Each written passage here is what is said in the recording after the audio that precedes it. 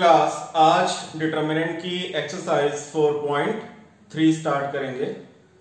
तो 4.3 एक्सरसाइज में जो क्वेश्चंस हैं, पहले उन क्वेश्चंस में क्या एप्लीकेशन है, किस टाइप के क्वेश्चंस हैं, थोड़ा सा बेसिक वो क्लियर कर दें बेटा। 4.3 में जो क्वेश्चंस हैं एक्चुअली में वो है एप्लीकेशन ऑफ डिटरमिनेंट, मतलब जो हम लोगों ने डिटरमिनेंट की प्रॉपर्टीज पढ़ी या डिटरमिनेंट की कैलकुलेशन करनी सीखी, उनका यूज कहां कहां पे कर सकते हो आप। तो फर्स्ट यूज है to find area of given triangle.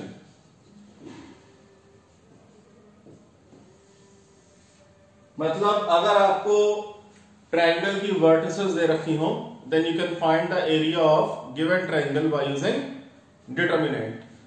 तो कैसे, जैसे सपोज ट्रायंगल एबीसी गिवन है, वर्टिसेस में ए बी सी ले लेता हूं। ए वर्टेक्स है x1 y1, बी वर्टेक्स है x2 y2 and C vertex है x3 y3। तो क्वेश्चन प्रॉपरली क्या आएगा कि आप इस ट्रायंगल का area by using determinant calculate करो। तो एरिया का फॉर्मूला है इज इक्वल टू, यहां area of triangle A B C is equal to, आप क्या लिखोगे 1/2, 1/2, फिर आप डिटरमिनेंट का सिंबल बनाएंगे और इस डिटरमिनेंट में भाई 3 वर्टिसेस हैं, तो ये बनेगा हमारा 3x3 ऑर्डर का डिटरमिनेंट। फर्स्ट कॉलम में आप लिखो तीनों के एब्सिसा। भाई ये ए के कोऑर्डिनेट्स हैं, तो कोऑर्डिनेट्स में दो चीज होती हैं, एब्सिसा एंड ऑर्डिनेट। तो व्हाट इज एब्सिसा? x1, इसका है x2 और थर्ड वाले का है x3। मतलब फर्स्ट कॉलम में आप तीनों वर्टेक्स के एब्सिसा कॉपी कर दो, सेकंड कॉलम में तीनों के ordinate y1, y2 and y3, third column में आप हमेशा 1 1 1 लिखोगे। थर्ड कॉलम में आप क्या लिखोगे? हमेशा 1 1 1 लिखोगे। बेटा ये चीज समझ में आ गई? फर्स्ट कॉलम में एब्सिसा, सेकेंड कॉलम में ऑर्डिनेट, थर्ड कॉलम में 1 1 1। और जब आप इसकी वैल्यू कैलकुलेट करोगे, डिटरमिनेंट की वैल्यू कैलकुलेट करनी आपको सिखा रखी है, तो you can expand this determinant along any row और एनी कॉलम। आप इसकी वैल्यू कैलकुलेट करोगे, जो वैल्यू आएगी उसको आप 2 से डिवाइड कर दोगे, तो जो भी कैलकुलेशन होके आएगा हम आंसर लिखेंगे that is the area of, किस फॉर्म में? Square unit of this triangle ABC. बस यहां पे बेटा एक चीज ध्यान रखनी है कि हम लोगों ने जब डिटरमिनेंट की वैल्यूज कैलकुलेट करनी सीखी थी, तो डिटरमिनेंट की वैल्यू तो निगेटिव भी आ सकती है। फॉर एग्जांपल आपने इस डिटरमिनेंट की वैल्यू कैलकुलेट करी, ऐसा सोचो आपने इतने पोर्शन की वैल्यू कैलकुलेट करी और इतने की वैल्यू कैलकुलेट होकर आ गई -8। ये वैल्यू कैलकुलेट करी, कितनी कैलकुलेट होके आई? -8 डिवाइडेड बाई 2, तो आंसर क्या आएगा? -4। तो भाई एरिया तो निगेटिव होता नहीं, area can never be negative. तो हम क्या करेंगे? निग्लेक्टिंग माइनस साइन, या आप ऐसे कर सकते हो taking absolute value. Absolute value का मतलब कि जो भी ये डिटरमिनेंट आएगा, मैं यहां पे लिख देता हूं area of triangle is equal to absolute value of, area of triangle ABC is equal to absolute value of 1/2 this determinant value। तो अगर आंसर पॉजिटिव आया तो कोई दिक्कत नहीं, बट अगर आंसर नेगेटिव आया then we have to take the absolute value.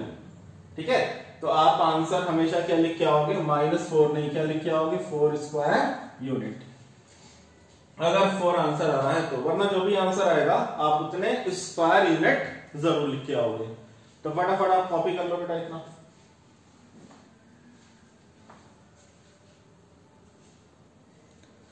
Class second application क्या है डिटरमिनेंट का? Condition of collinearity for 3 given points. ऐसे क्वेश्चन आता है कि फॉर एग्जांपल मैंने 3 पॉइंट्स दिया आपको, a x1 y1, b के कोऑर्डिनेट्स हैं x2 y2 and the coordinates of c x3, y3।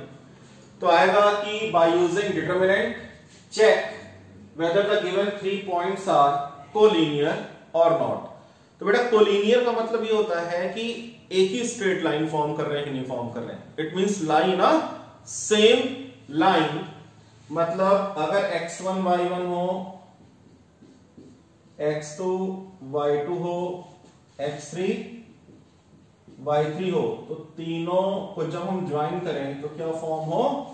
एक स्ट्रेट लाइन फॉर्म हो। Then you say that these 3 points are collinear.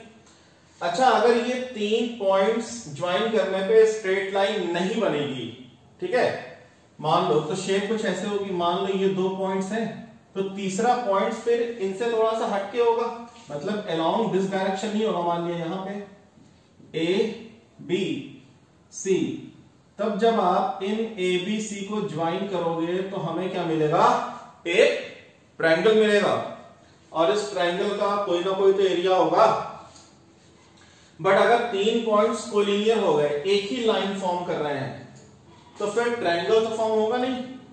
तो इस कंडीशन में अगर हम बोलें कि इन 3 पॉइंट्स से भी हम लोगों ने एरिया का फॉर्मूला कैलकुलेट किया था। एरिया का फॉर्मूला लिखा था कि area of triangle ABC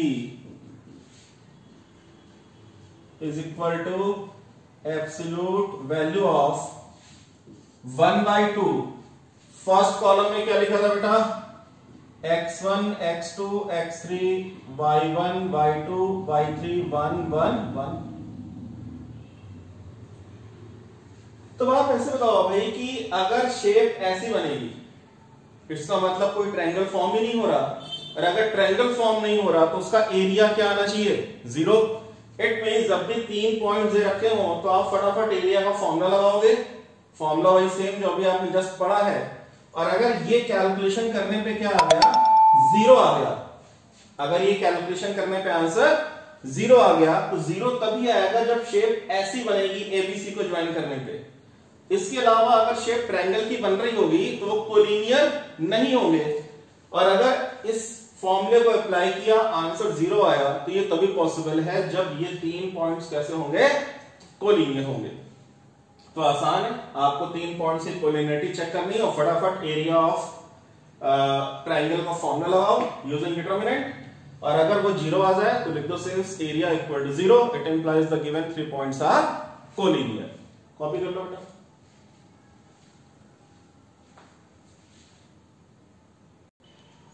class तीसरा और सबसे इंपॉर्टेंट जो यूज है डिटरमिनेंट का, जो हम इस एक्सरसाइज में अभी क्वेश्चन सॉल्व करेंगे, to find the equation of a straight line using determinant, और दे रखा होगा पासिंग थ्रू 2 गिवन पॉइंट्स। आपको ये दे रखा होगा कि लाइन 2 पॉइंट से पास करती है, then find the equation of this line but by using determinant.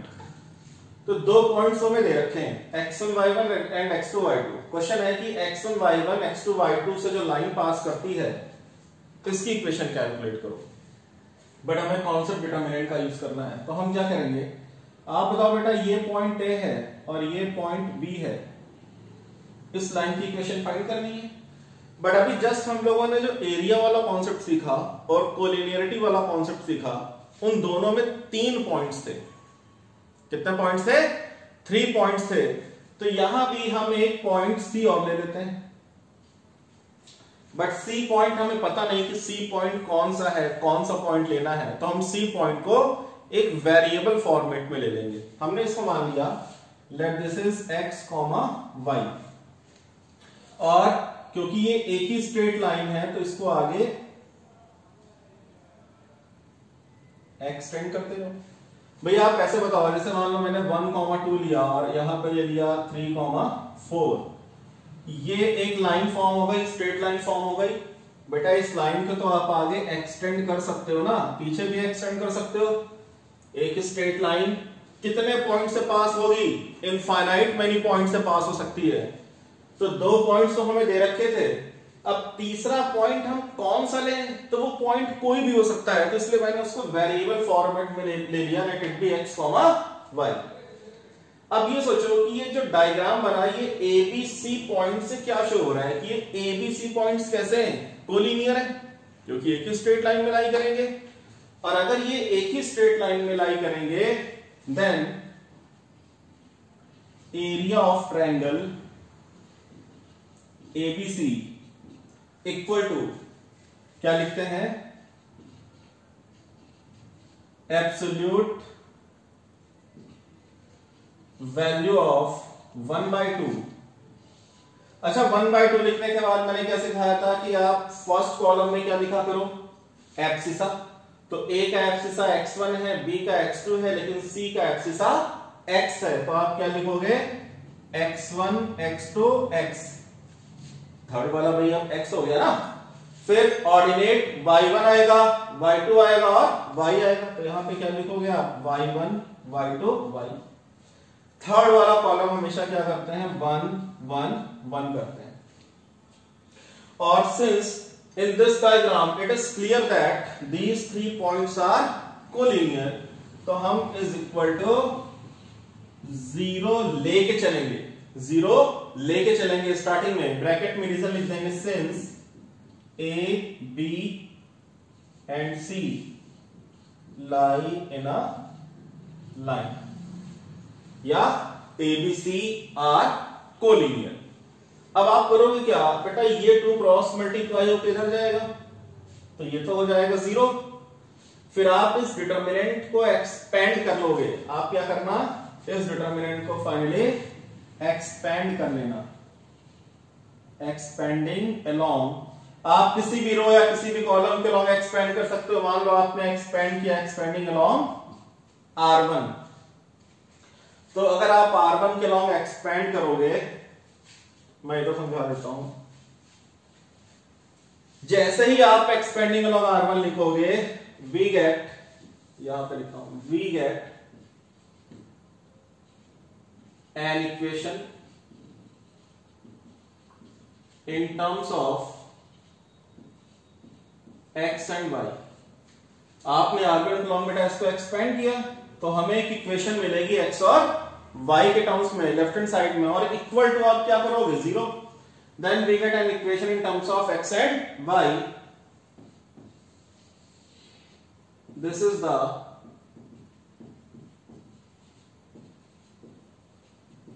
Equation of straight line passing through A and B। यही आपका आंसर हो जाएगा। जो भी आपको इक्वेशन मिलेगी x और y के टर्म्स में, as we expand along this determinant along by any row or by any column, we get an equation in terms of x and y. That is our answer. It means कि equation of a straight line passing through 2 given points A and B. Note कर लो बेटा इसको।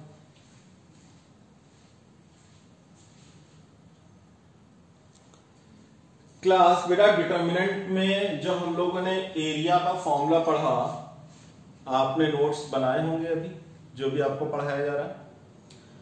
आप उस area के फॉर्मूले में देखो, फटाफट पन्ने पर अटके कि जहां भी मैंने एरिया का फॉर्मूला या एरिया यूज किया है बाय यूजिंग डिटर्मिनेंट, तो हर बार लिखा है area of triangle ABC equals to absolute value of, absolute value of. इसका मतलब क्या है? मैंने आपको बताया था कि हो सकता है कि इसकी वैल्यू कैलकुलेट होके, इतने पोर्शन की वैल्यू कैलकुलेट होके क्या आ जाए? निगेटिव। ये वाला पोर्शन कैलकुलेट होके आ जाए निगेटिव, और निगेटिव बाय 2 क्या देगा? निगेटिव। तो अगर मैं एब्सोल्यूट वैल्यू ऑफ नहीं लिखूंगा तो आएगा area of triangle ABC is equal to 1/2, ये वाली वैल्यू निगेटिव, तो आंसर क्या देगा? निगेटिव, तो गलत हो जाएगा। तो एब्सोल्यूट वैल्यू लिखने का मतलब ये है कि जो भी ये वैल्यू कैलकुलेट होके आएगी वो आंसर को पॉजिटिव बना देगी। मतलब हम यहां पे मॉडुलस की बात कर रहे हैं, ठीक है। अब रिवर्स केस क्या है, सपोज मान लो अगर मैं आपको ये बोल दूं कि area of triangle ABC calculate किया, हमने एरिया वगैरह कैलकुलेट कर लिया, क्वेश्चन में दे रखा है कि एरिया कैलकुलेट होके 4 आ गया, एरिया कैलकुलेट होके 4 आंसर आ गया। आप जरा सोचो, क्या सोचना है, ध्यान से बेटा, बहुत बहुत इंपॉर्टेंट पॉइंट है। हमने क्या किया, हमने बोला कि एबीसी कुछ पॉइंट्स दे रखे थे और उसमें ये लिखा है कि एरिया ट्रायंगल का कैलकुलेट किया, फाइनली क्या कैलकुलेट होके आ गया, 4 कैलकुलेट होके आ गया। इसका मतलब एरिया का ये फॉर्मूला लगाया होगा, क्या फॉर्मूला लगाया होगा, absolute value of half this one, और फाइनली सॉल्व किया, कट पिट के 4 आ गया। अच्छा, 4 आने से पहले इतने पोर्शन की वैल्यू क्या आई होगी, इतने पोर्शन की वैल्यू क्या आई होगी, क्योंकि फाइनल आंसर 4 है, तो इतने पोर्शन की वैल्यू हो सकता है 8 आई हो, तो एरिया क्या होगा, एब्सोल्यूट वैल्यू ऑफ 1/2 इंटू 8, तो आंसर 4 आ जाएगा।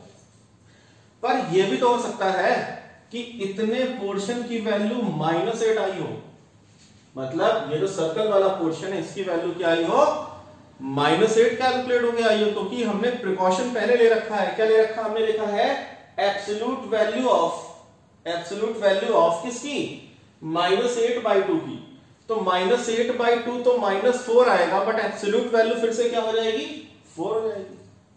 तो मैं ये बोलना चाह रहा हूं कि अगर मैं पूछूं कि अगर किसी ट्रायंगल का एरिया, वर्टिसेस दे रखी हैं, आपने ये फॉर्मूला लगाया और 4 आंसर आया, तो केवल इतने पोर्शन की वैल्यू आप क्या लिखोगे, आप केवल 8 थोड़ी ना लिखोगे।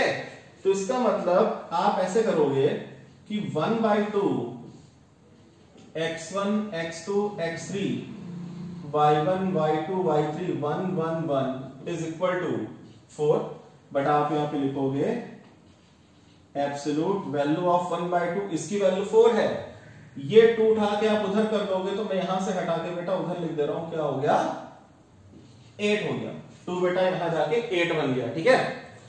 फिर जब आप ये एब्सोल्यूट वैल्यू वर्ड यहां से हटाओगे ना, अभी क्या है कि इस डिटरमिनेंट की एब्सोल्यूट वैल्यू 8 है, ठीक है, तो इसका मतलब कि इस डिटरमिनेंट की वैल्यू क्या क्या हो सकती है, तो फिर आप लिखोगे इट इंप्लाइज x1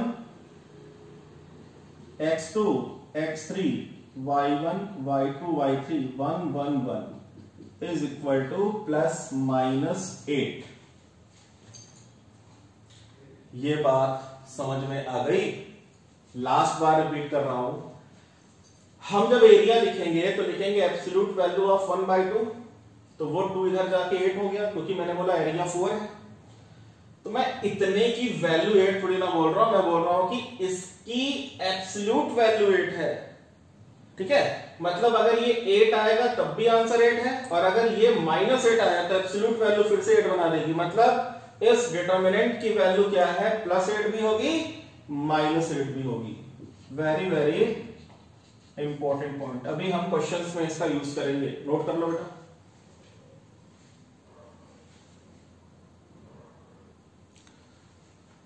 क्लास 4.3 में अब क्वेश्चन नंबर 1, क्वेश्चन 1 का मैं सेकंड पार्ट सॉल्व कर रहा हूं। लिखा है find the area of triangle ABC where A 27 B 11 and C 10, 8। तो फटाफट बेटा आप एरिया ऑफ ट्रायंगल बताओ क्या होगा, area of triangle ABC is equal to absolute value of, बेटा ये जरूर लिखना, एब्सोल्यूट वैल्यू ऑफ 1/2, क्या फॉर्मूला लिखा है, फर्स्ट कॉलम में क्या लिखना सिखाया है, तीनों पॉइंट्स के एब्सिसा, तो यहां का 2 है, यहां का 1 है, यहां का 10, 2 1 10। फिर सेकंड में ऑर्डिनेट ये रहा तीनों का, तो हम लिखेंगे 7 1 8। थर्ड कॉलम में क्या लिखना सिखाया है हमेशा, 1 1 1, तो आएगा 1 1 1। तो हम लिखेंगे area is equal to absolute value of 1/2। अब हम क्या करेंगे बेटा, इस डिटर्मिनेंट की वैल्यू कैलकुलेट करेंगे। डिटर्मिनेंट की वैल्यू कैलकुलेट करने के लिए हमें यह मेंशन करना पड़ेगा कि हम किस रो या किस कॉलम के लॉन्ग एक्सपेंड करेंगे। तो हमने लिखा expanding along R1 along expand करते हैं। तो क्या आ गया बेटा, जब आप R1 लोगे तो ये 271 का यूज होगा और सिंबल्स कैसे चलते हैं, plus minus plus minus plus. तो फर्स्ट एलिमेंट क्या हो गया 2। जब आप ये 2 लोगे तो 2 के फ्रंट की रो और 2 के फ्रंट का कॉलम जाएगा। बताओ डिटर्मिनेंट में क्या लिखेंगे, 1 1 8 1। देन -7। अब डिटर्मिनेंट में क्या आएगा, 7 के फ्रंट का कॉलम, 7 के फ्रंट की रो गई 1 1 10 1 1 1 10 1। देन फाइनली फर्स्ट रो का लास्ट एलिमेंट क्या है, मैं यहां लिख रहा हूं +1। तो ये वाला रो गया, ये वाला कॉलम गया, क्या 1 1 10 8 1 1 10 8। ठीक है भाई, तो ये चीज एज इट इज कॉपी कर लेना। एब्सोल्यूट वैल्यू ऑफ नीचे लिख लेना, क्या आएगा 1/2। अब फटाफट निकालते हैं बेटा, बताओ क्या आ जाएगा, ये 2, इसकी वैल्यू बेटा आएगी 1 - 8 1 × 1 -8। दिस इज 1 × 1 1 1 × 8 8, तो 1 - 8 हो गया। फिर -7, ये आएगा class 1 × 1 1 -10 × 1 10।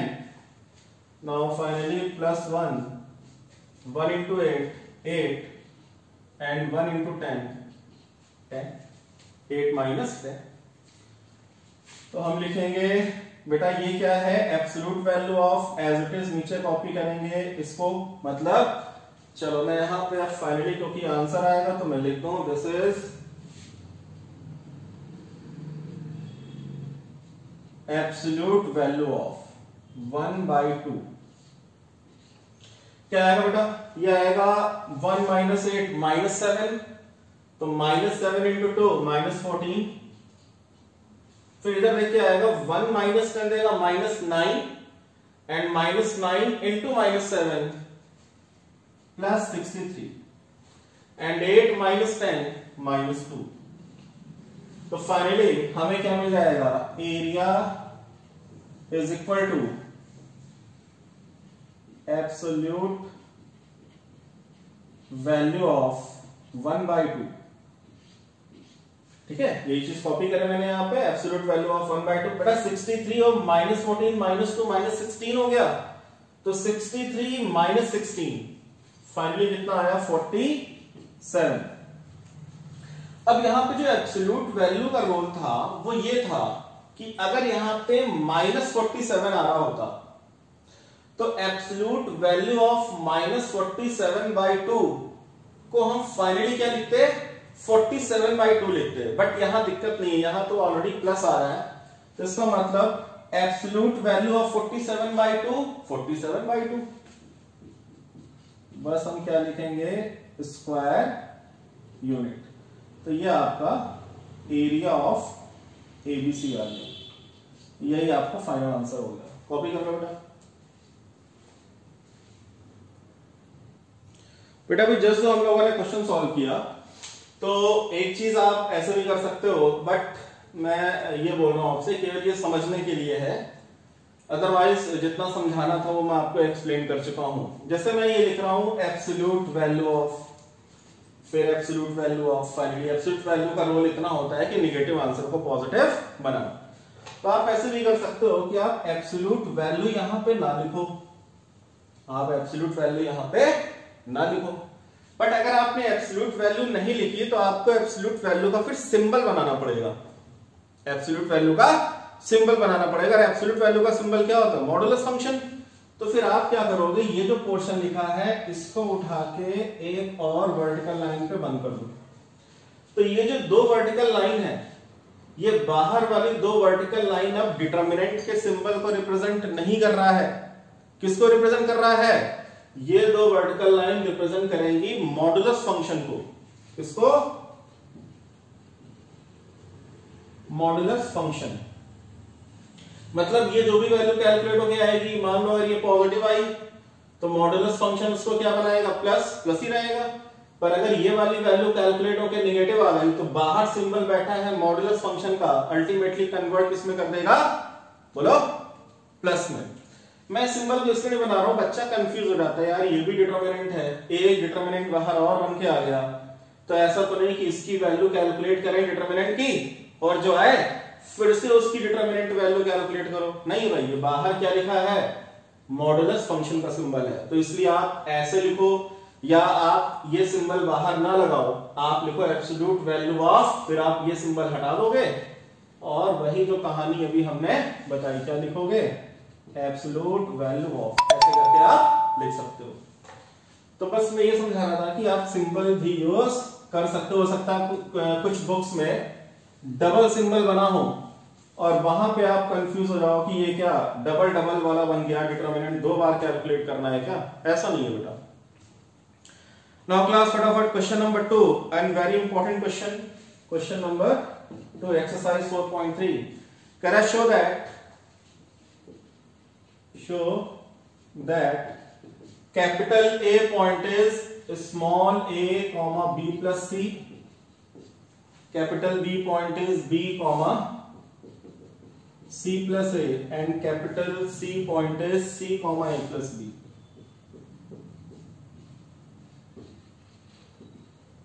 are collinear by using determinant,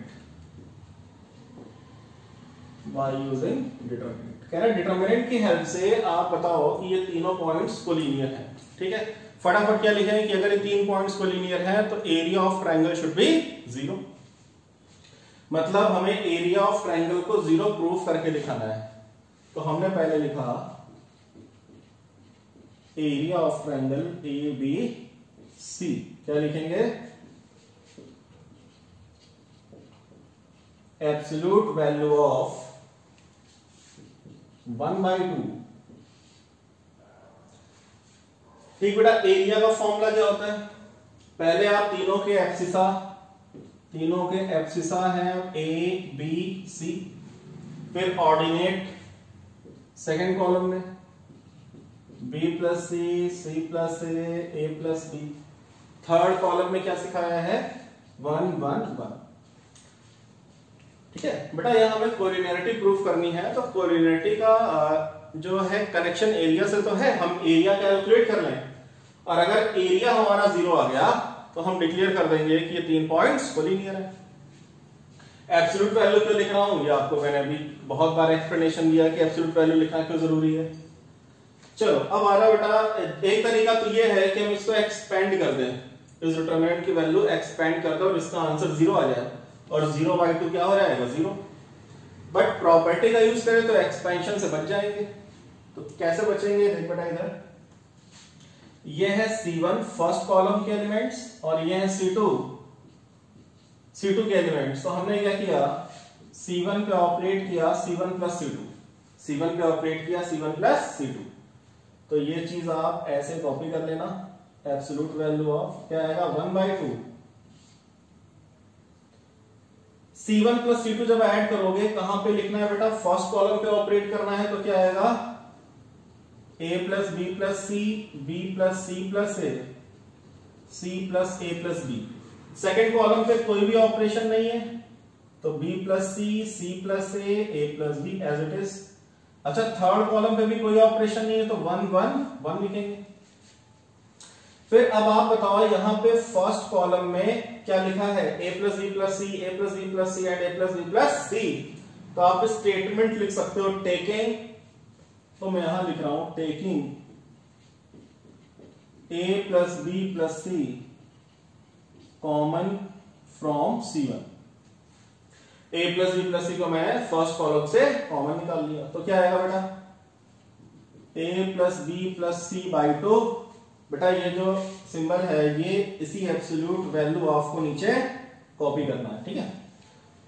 अच्छा बताओ, जैसे ही a plus B plus C common गया फर्स्ट कॉलम से, तो यहां पे क्या बचेगा, 1 1 1 बचेगा ना। फिर ये क्या है, b plus C plus a plus B, 1 1 1। अब आप देखो भाई, कुछ फॉर्म में आ गया, कुछ दिख रहा है, C1 एंड C3 क्या हो गए, identical, C1 and C3 identical. तो इतने पोर्शन की वैल्यू क्या हो गई, इस वाले पोर्शन की वैल्यू क्या हो गई, 0 एंड 0 इतने पोर्शन की वैल्यू हुई, ये मल्टीप्लाई किससे होगा, a plus B plus C by 2 से, तो अल्टीमेटली आंसर क्या आएगा, 0। और ये 0 किसकी वैल्यू है, एरिया ऑफ ट्रायंगल ABC की।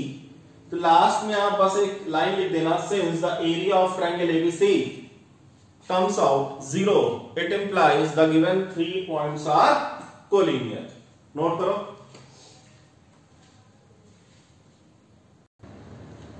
Class question number 3 and important question भाई, यहां पे ये कह रहा है कि अगर एक ट्रायंगल ABC दे दिया जाए, जहां पे ABC के कोऑर्डिनेट्स दे रखे हैं और उसका एरिया 4 स्क्वायर यूनिट है, ठीक है। कैपिटल A वर्टेक्स जो है उसके कोऑर्डिनेट्स है k,0, B 4,0, C 0,2। कह रहा है एरिया गिवन है, आप k की वैल्यू कैलकुलेट करके बताओ क्या आएगी, ठीक है। फटाफट लिखते हैं, यूजिंग एरिया ऑफ ABC। बताओ एरिया ऑफ ABC क्या है, absolute value of 1/2, absolute value of 1/2। पहले लिखोगे तीनों के एब्सिसा, क्या आएगा बेटा, ये है k, ये 4, ये 0, तो k 4 0, फिर ऑर्डिनेट 0 0 2 एंड 1 1 1। ये किसके इक्वल दे रखा है बेटा, ये तो एरिया का फॉर्मूला है, बट एरिया की वैल्यू गिवन है, कितनी गिवन है, 4 गिवन है। अब जो चीज इंपॉर्टेंट बेसिक सिखाई थी कि ये 2 उठ के इधर आएगा, तो आप बताओ इधर क्या लिखोगे, अभी 8 लिखोगे, इधर क्या लिखोगे, एब्सोल्यूट वैल्यू ऑफ, केवल ये 2 इधर आया, एब्सोल्यूट वैल्यू ऑफ तो कॉपी करेंगे ना, क्या आएगा, k 4 0 0 0 2 1 1 2। बेटा या तो एब्सोल्यूट वैल्यू ऑफ लिखो, या फिर एक काम करो, 2 वर्टिकल लाइन और ड्रॉ कर सकते हो, बट वो मे बी आपको कंफ्यूज कर दे, इसलिए मैं हर बार ये लिख रहा हूं। अब जैसे ही ये वाला एब्सोल्यूट वैल्यू ऑफ स्टेटमेंट हटेगा, ठीक है, तो आप यहां से, मैं यहां लिख दे रहा हूं, क्या लिखोगे, पहले ये स्टेप, फिर ये वाला स्टेप लिखेंगे, फिर आप लिखोगे, इसका मतलब k 4 0 0 0 2 1 1 2, एब्सोल्यूट वैल्यू इस डिटरमिनेंट की 8 है, तो इस डिटरमिनेंट की वैल्यू क्या हो गई, एब्सोल्यूट वर्ड हटा, तो इधर आके बन गया +-8 हो गई, ठीक है। तो आप बेटा इसको कॉपी कर लेना, मैं इसको कर रहा हूं रब, इसको कर रहा हूं रब। अब हमें इसको सॉल्व करना है, मतलब इस डिटरमिनेंट को एक्सपेंड करके वैल्यू निकाल लें, और एक बार 8 से इक्वेट करेंगे और एक बार -8 से इक्वेट करेंगे। तो मैंने लिखा एक्सपेंडिंग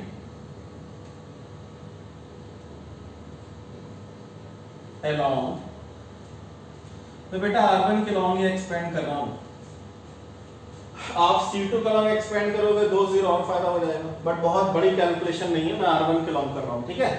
तो क्या आएगा बेटा, सिंबल क्या चलेंगे, प्लस माइनस प्लस, तो लिखेंगे k, ये रो और ये कॉलम गया, क्या बचेगा डिटरमिनेंट में, 0 1 2 2, ठीक है।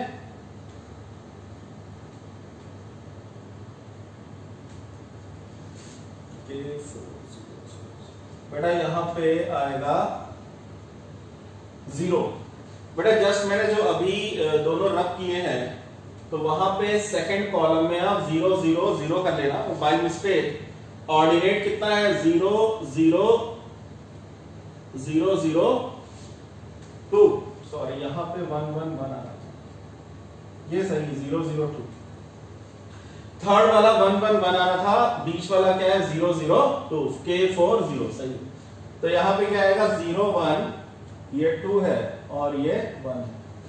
मतलब इसके बैक वाले दोनों डिटर्मिनेंट में अगर मैंने यहाँ पे 1 1 1 नहीं लिखा है तो वहां जाके करेक्शन कर लेना, यहाँ पे क्या आएगा 1 1 1 होगा, तो बाय मिस्टेक बेटा 1 1 2 लिख गया है, ठीक है। फिर ये वाला सेकंड वाला एलिमेंट 0 है तो क्या होगा -0, हालांकि ये कुछ भी है इंटू 0 हो जाएगा। फिर क्या आएगा +1, तो 1 के फ्रंट वाला रो गया, 1 के फ्रंट वाला कॉलम गया, मतलब फर्स्ट रो थर्ड कॉलम जाएगा तो 4 0 0 2, 4 0 0 2 इज इक्वल टू +-8। इस डिटरमिनेंट की वैल्यू ये निकाली इक्वल टू +-8, तो कितना आ गया बताइए 0 -2, क्या आया 0 -2, ये तो 0 ही हो जाएगा। फिर +1, ये आएगा 8 -0, 4 × 2 8 एंड -0 इक्वल टू +-8। तो हमें क्या मिला, ये मिला 8 और ये कितना मिलेगा -2 के, तो we get 8 -2k is equal to +-8। मतलब एक बार हम 8 लेके सॉल्व करेंगे और एक बार -8 लेके सॉल्व करेंगे। तो छोटी सी कैलकुलेशन है, ध्यान से देख बेटा। चलो अगर मैं ये लिखूं 8 - 2k equal to 8 - 2k is equal to, मैं अगर 8 लेके सॉल्व करूंगा तो ये 8 इधर शिफ्ट होगा, तो आएगा 8 - 8 इक्वल टू 2k। तो आप बताओ 2k की वैल्यू क्या आएगी 0, तो k की वैल्यू क्या आ गई 0। ये हो गया केस नंबर 1। मान लो केस 2 अगर लिखते हैं आप, प्रॉपर जगह नीचे है, प्रॉपर केस 1 केस 2 डाल के सॉल्व करना। केस 2 8 - 2k को अगर हमने 8 - 2k को -8 लिख दिया, लिख सकते हैं ना, तो फिर -8 पे टाइम ले आओ, क्या हो जाएगा 16 इज इक्वल टू 2k। तो यहां से k की वैल्यू क्या आ जाएगी 16/2 8। तो इसका मतलब k की दो वैल्यूज पॉसिबल है 0 एंड 8। तो फाइनली आंसर में आप क्या लिख के आओगे, answer is k equal to 0, 8। तो इस क्वेश्चन में वो जो एब्सोल्यूट वैल्यू वाला कॉन्सेप्ट था, जबरदस्त यूज था उसका। क्या यूज था कि जब भी एरिया गिवन होगा तो एब्सोल्यूट वैल्यू डिटरमिनेंट की जब आप उधर शिफ्ट करोगे तो डिटरमिनेंट की वैल्यू +- साइन के साथ इक्वेट की जाएगी। नोट करो बेटा इसको।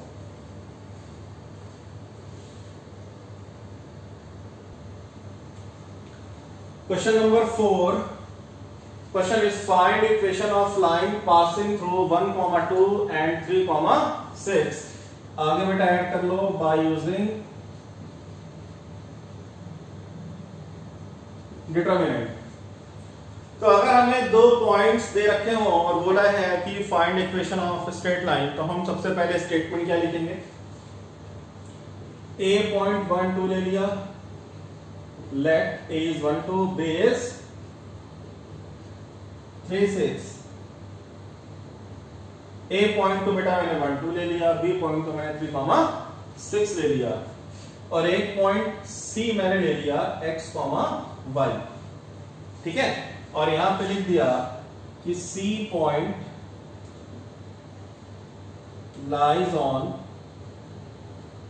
Straight line joining a and b। मतलब ये जो c पॉइंट मैंने एज्यूम किया है, ये ऐसा पॉइंट मान लिया है कि जो स्ट्रेट लाइन AB आएगी, इसी AB को ज्वाइन करने पे, एक्सटेंड करने पे कोई पॉइंट आगे C मिलेगा जो उसी ज्वाइनिंग पॉइंट पे लाई करेगा, ठीक है। आप पीछे मान सकते हो, बट मानना है इस AB के अलोंग ही मानना है, ठीक है।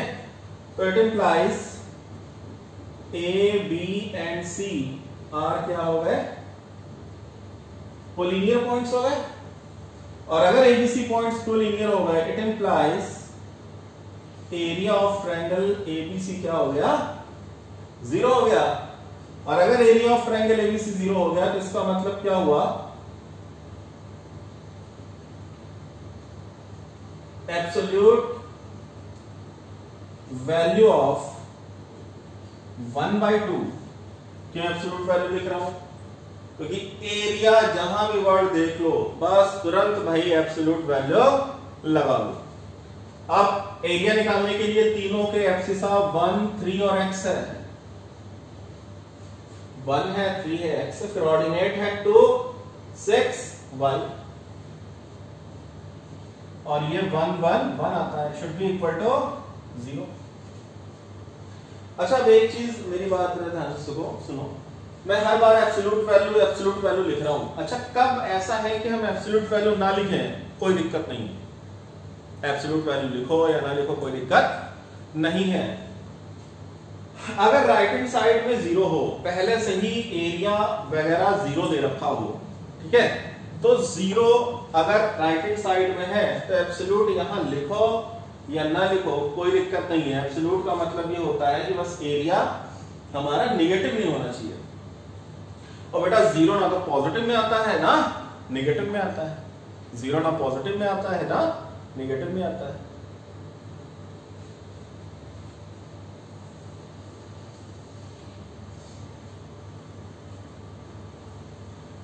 तो आप बताओ यहां से क्या आ जाएगा?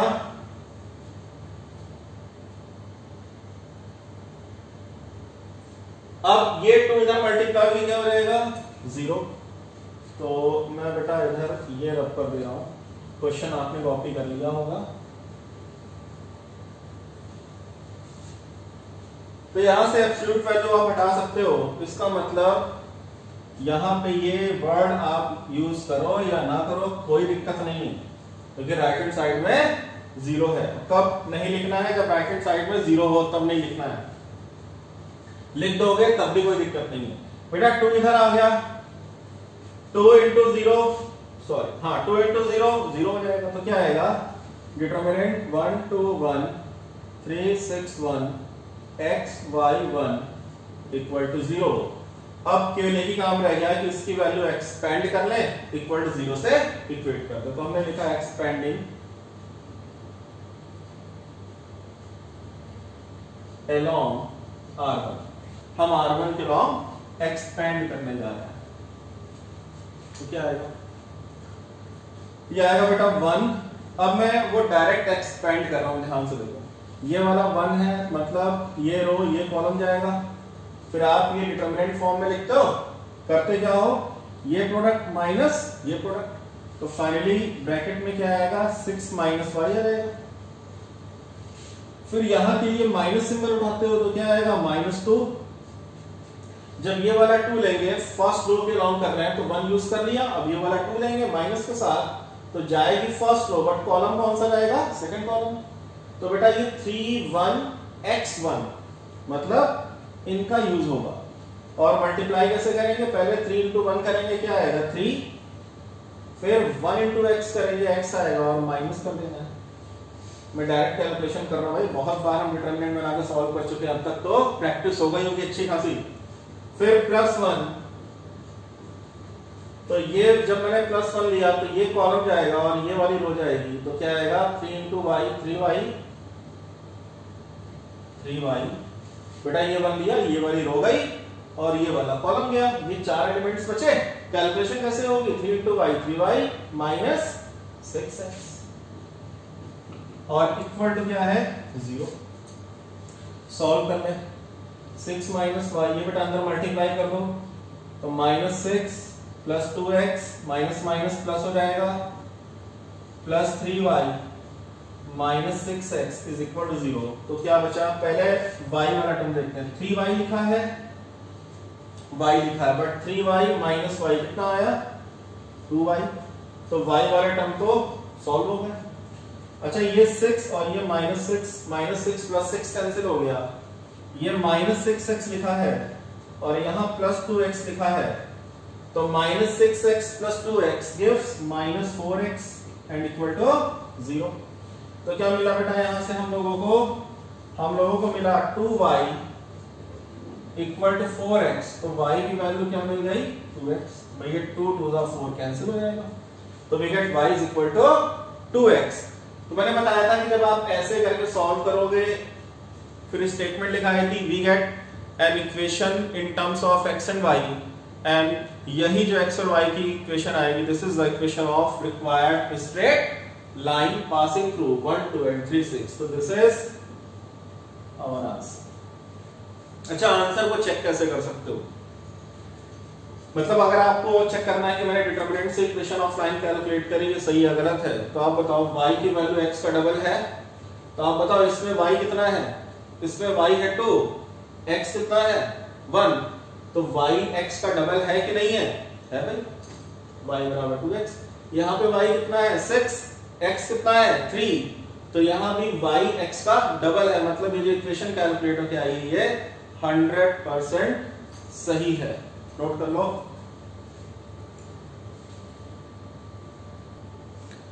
क्लास एक्सरसाइज में क्वेश्चन नंबर 5 लास्ट क्वेश्चन है और ऑब्जेक्टिव है, तो लेकिन कैलकुलेशन करके बेटा आंसर हम पता कर पाएंगे क्या आंसर आएगा. तो ये लिखा है कि अगर ये 3 पॉइंट्स हैं और एरिया ऑफ ट्रायंगल एबीसी 35 है, तो आपको बताना है कि k की वैल्यू चारों ऑप्शंस में कौन सी होगी. ठीक है, तो फटाफट बेटा हम लिखेंगे यूजिंग एरिया ऑफ ट्रायंगल. क्या है? Absolute value of 1/2. बेटा एरिया निकालने के लिए एब्सोल्यूट वैल्यू लिखते हैं. क्या लिखोगे? तीनों के बेटा एफ सीधा कॉपी करोगे. वही काम 2 5 k और ऑर्डिनेट -6 4 4 और ये 1 1 1 इक्वल टू क्या ले रखा है? हमने एरिया का फॉर्मूला लगाया, but area is already given which is 35, तो हम इस एरिया को 35 से इक्वेट करेंगे. अभी ऐसा क्वेश्चन किया हम लोगों ने. अच्छा, ये बता बेटा कि ये 2 तो इधर आ गया. ठीक है, अब मैं डायरेक्ट एक चीज करने जा रहा हूं. बहुत बार सिखाया, डायरेक्ट ये चीज लिखूंगा. ये 2 इधर आगे बन जाएगा 70. अब मैं यहां से एब्सोल्यूट वर्ड को अगर हटाना चाहता हूं, तो एब्सोल्यूट वर्ड अगर मैं बार बार कॉपी नहीं करना चाहता तो मैं क्या लिखूंगा? इसका मतलब ये हुआ कि 2 5k -6 4 4 1 1 1 इक्वल्स टू क्या केवल 70 लिखा जाएगा? 70 नहीं लिखा जाएगा, क्योंकि हमने एब्सोल्यूट अब नीचे नहीं लिखा ना. तो एब्सोल्यूट जैसे हटा तो यहाँ पे प्लस माइनस 70. 70 कैसे आया? 35 into 2 से आया. प्लस माइनस कैसे आया? जैसे एब्सोल्यूट हटा तो प्लस माइनस लिख लिया. ये चीजें डिटेल में डिस्कशन करी बेटा अभी. अब फटाफट एक्सपेंड करके वैल्यू निकाल लेते हैं. तो ये चीज आप नोट कर लेना. तो अब लिखो expanding around R1.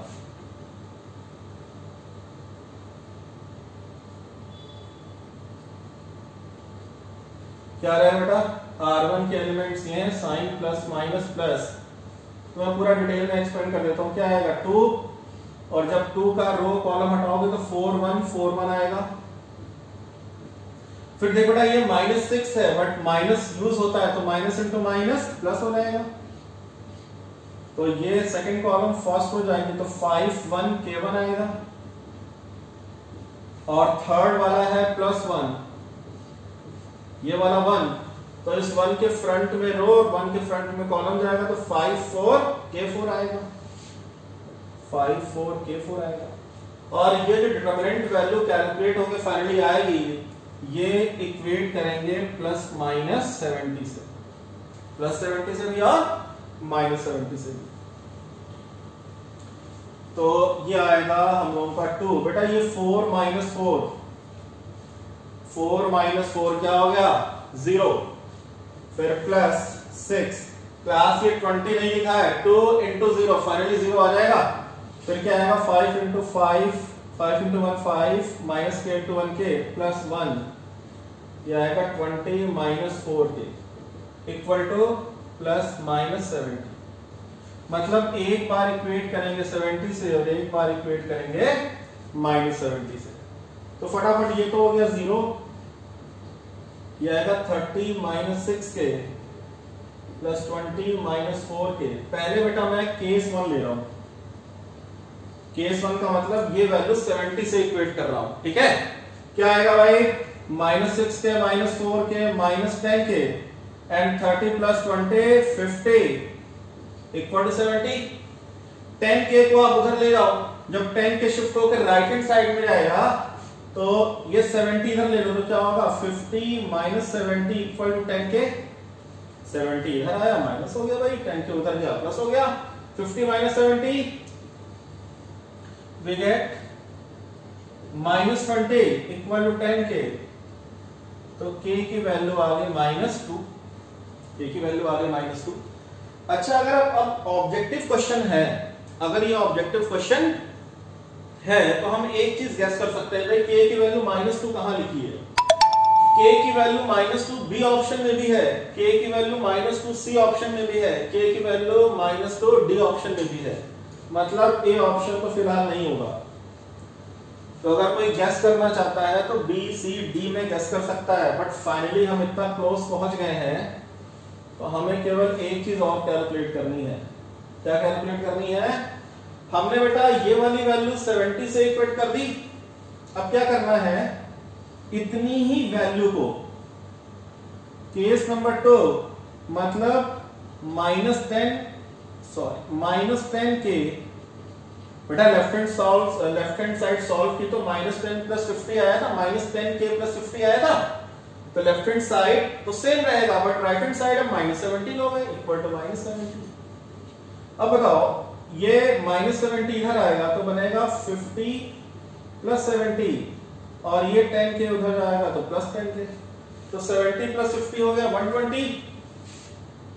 This implies 120 is equal to 10 K. तो बताओ k की वैल्यू क्या आ गई, 12 आ गई। मतलब k की दो वैल्यूज हैं -2 और 12, तो ऑप्शन कौन सा हो गया, डी। इसका ऑप्शन डी करेक्ट है। नोट कर लो भाई।